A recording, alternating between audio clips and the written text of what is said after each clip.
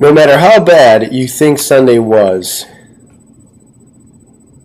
just remember that you didn't have to be there. Maybe some of you did, but I'm going to guess for the most part, most of you didn't, and I did. I had to sit there in Tampa Bay. Mind you, it's 85 degrees, so I'm not exactly hating that part of it. But I'm sitting there, and 18 seconds into the game, it's over. This trip that I had been looking forward to for a year, it's something that I had planned, I'm thinking, last season. Oh God, the Bills play in Tampa Bay next year. I have a friend who lives down there, who has a house down there. It's, oh my God, it's happening. So we look forward to it for a year to go to the Bills game. I fly down there on Friday, have a pretty good weekend, a very good weekend really. Leading up to the game, I'm super excited, and in 18 seconds, it's over. Something that I looked forward to for countless weeks, 60 plus weeks, possibly even more, is over in 18 seconds.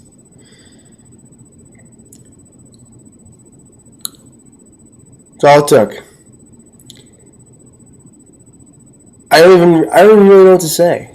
It was a vacation for me. It was a vacation for the Bills. And that's pretty much what it boils down to. They didn't show up. I showed up. A wealth of other Bills fans showed up. The Bills did not. Where do you start? The 18 seconds, right? It was over. Bobby Rainey runs for 80 yards on a second play from scrimmage, and the game's over. EJ plays terrible. He was horrendous. The defense was, for the most part, pretty bad. Played well in some spots, but they were pretty bad in some spots too. Get into that. It's just, what a... I don't even have a good reaction. What did they think was going to happen? That Tampa Bay was just going to roll over, or did they just were so upset about the loss to Atlanta that they just didn't show up? How does that happen? How does a team just come out so flat like that? Does that fall into coaching? I guess partially it does. But I'm not ready to move on from the coach, obviously.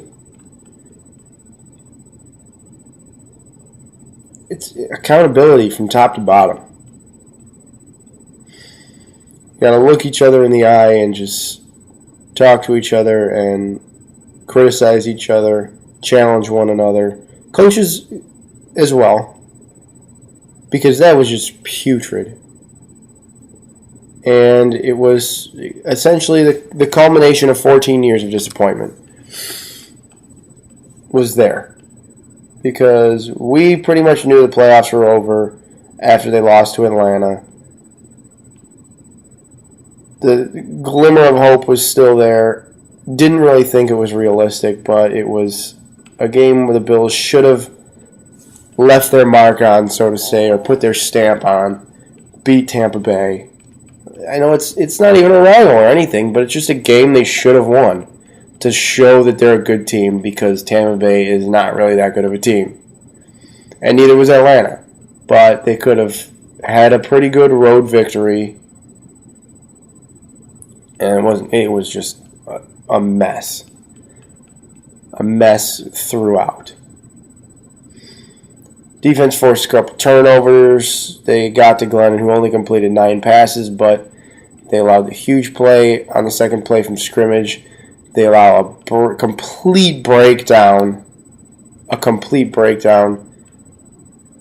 on the Vincent Jackson touchdown, which was ridiculous. And then they allow a touchdown at the end of the half, which always freaking happens, it seems.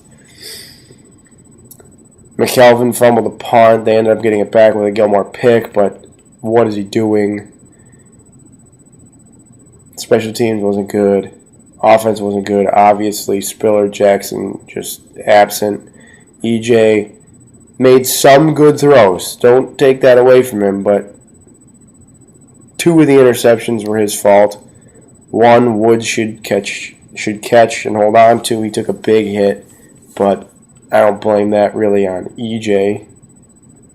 The one he tried to get to Graham was just terrible. The one that hit Steve Johnson right in the hands.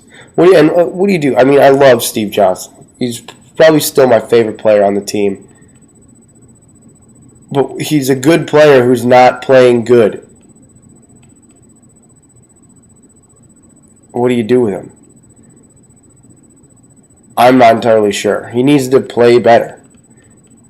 I mean, I'm not ready to cut him. I'd rather have him than not have him because he's a good possession receiver.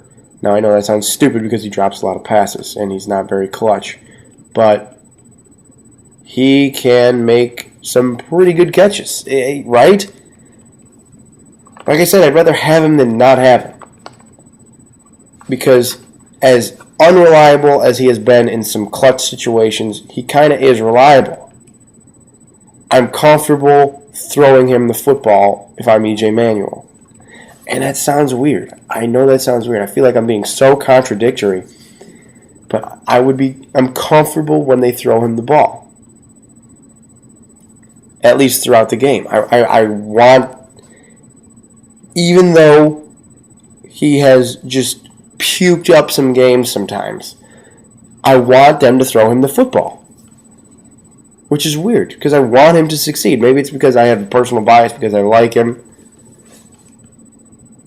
But I want them to succeed. I want them to go to their best player in the receiving game, and that's Steve Johnson to me. I want them to continue to do so. So I hope he's still on the team next year. I think he will be. And like I said, I hope he is. I think he just needs to take the game more seriously. You see not his antics. I don't even call them antics. It's just the way he sort of approaches the offseason. You heard his interview on Rome and how he doesn't really do the offseason training program, which is not that big of a deal, but he needs to take, because I know he takes the game seriously, because I can see it, because he wears his heart on his sleeve during the games. But you play like you practice, so to say.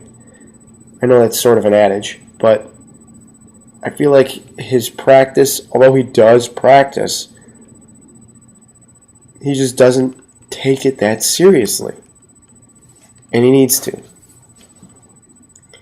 Graham and Goodwin haven't caught a ball in 2 games, and I don't understand that.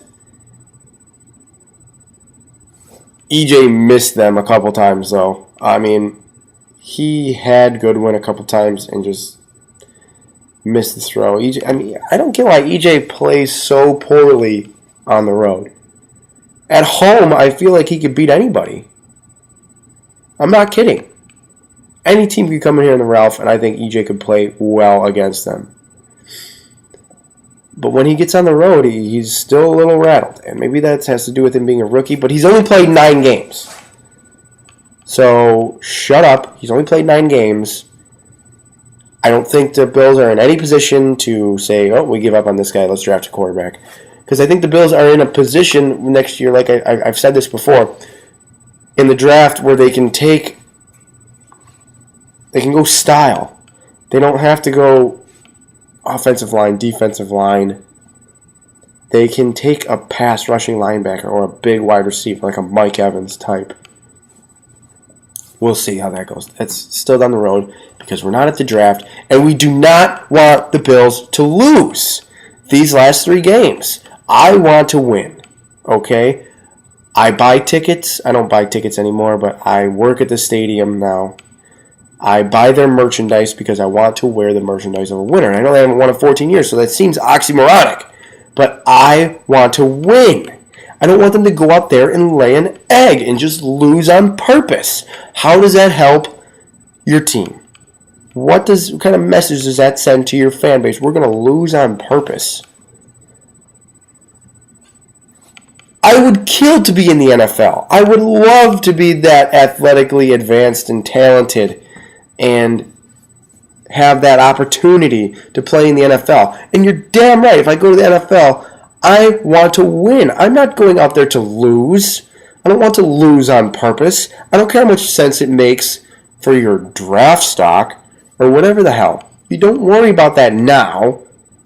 You worry about it later. You go out there, you take care of business, you try to win games. If you lose, you'll lose, and you can look at your draft stock, but you're not going out there to lose. How does that benefit EJ Manuel if we lose? What kind of psyche is that supposed to give him? What kind of mentality is he supposed to carry if we just run for the bus in these last 3 games? You go out there and you try to win. There's my rant. And I usually do it every year because we're in this situation where people want to lose games on purpose. And they think they need to lose games on purpose because they need a better draft pick. Since when does drafting higher insinuate that you're going to get a better player? Sure, the odds might be higher, I suppose. But the Bills could just as easily get somebody effective at like the 12th to 14th overall pick as they could between the 8th and 10th. Between 4 and 6 and 12 and 14, maybe you're talking difference. But I'm not going to throw 3 games just to get there.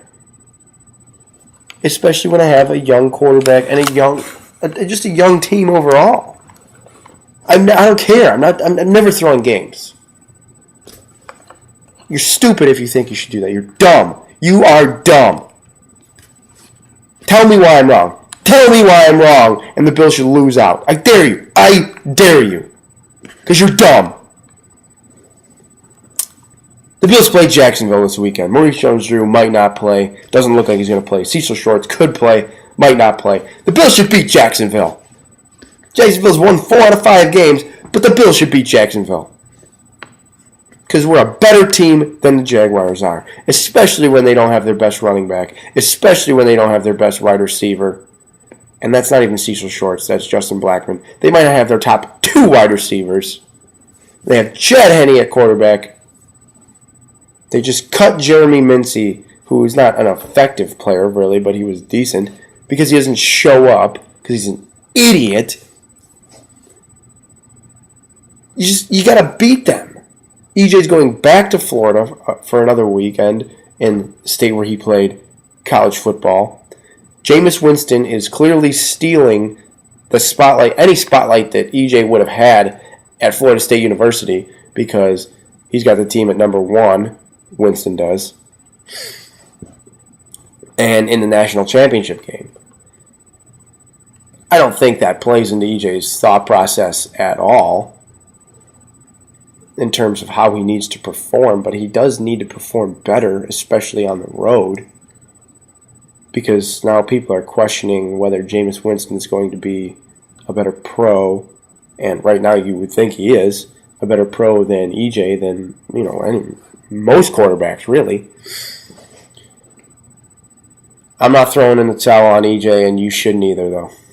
But this is a winnable game for the Bills.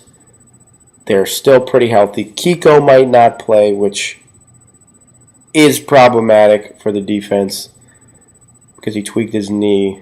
But I want to pick the Bills to win because their defense is better, their defensive line is better, their secondary is better than their receivers, hands down. They should kill them. I was actually going to pick the Jaguars to win. I came into this video thinking I was going to pick the Jaguars to win just because you can't trust the Bills. But I'm going to pick the Bills to win. I think the running game gets going. I think EJ's going to be more calm, cool, collective. And he's going to make some plays. Because he says all the right things. And the Bills are going to beat the Jaguars 24-13. Yeah, we'll beat them. Guys, I want to thank you for coming along in this video. I appreciate all of you, and I appreciate you not only if you're just watching this video, but if you watched all of my videos, or are a regular follower, or see me in public, which happens sometimes. It's really weird when that happens. And then if follow me on Twitter and comment on my videos, I appreciate all of you guys. So a big thank you to you guys. And you know who you are, the special ones, the ones that come and see me in my section at 221, 222 at the home games. Thank you. But this weekend, I'm picking the Bills to beat the Jaguars 24-13 because we are a better team. And it will show on Sunday. So, thank you guys once again. Enjoy the game on Sunday. Have a terrific holiday. I should be back next week, but whatever. Good luck Christmas shopping. But most importantly, go Bills.